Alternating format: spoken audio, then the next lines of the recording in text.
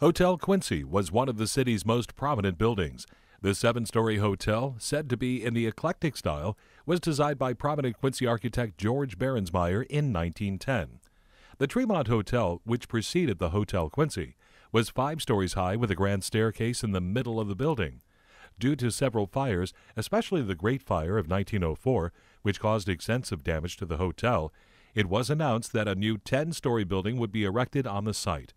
Nothing was heard on the project until all 3 newspapers made the announcement in 1910 of the new $250,000 Quincy Hotel to be erected where the old damaged Tremont once stood. Leading businessmen, including W.T. Duker and Frank Ricker, were said to furnish 75% of the capital.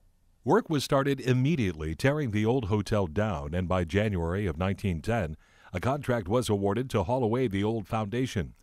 At 2 o'clock on June 20th of that same year, the construction had proceeded so rapidly that it was decided on the spur of the moment to have a dedication ceremony.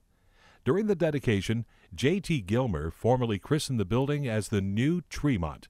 After throwing the first shovelful of cement into the hopper, work started again while the 5th Regiment Band played to a large attending crowd standing on Hampshire Street.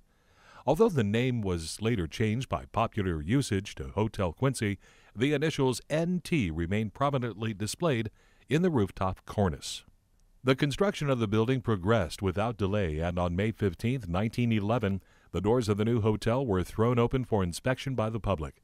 Invitations had been mailed out to 4,000 people, but 40,481 people showed up for the event.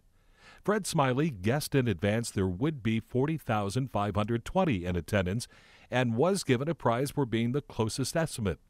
For the event, 800 guests were served dinners in the hotel's restaurant, which was considered the most elegant in the state.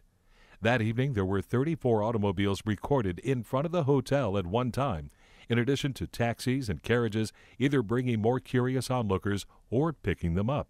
At the time of its construction, the Hotel Quincy was the tallest building in the city at 7 stories.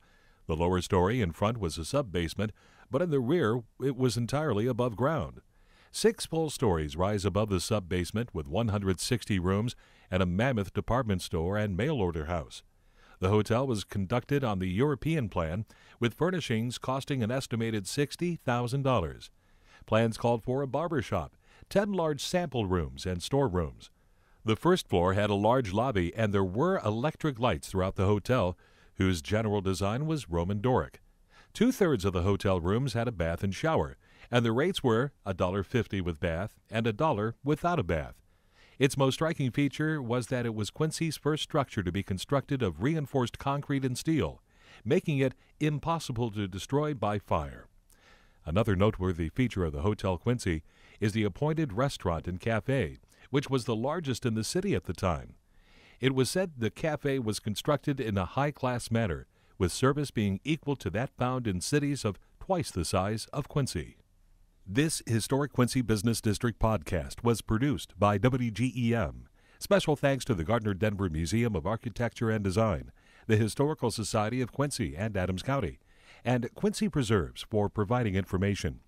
For more information, you can visit www.downtownquincy.com or walk to the HQBD office at 128 North 5th Street. I'm WGEM's Rich Kane.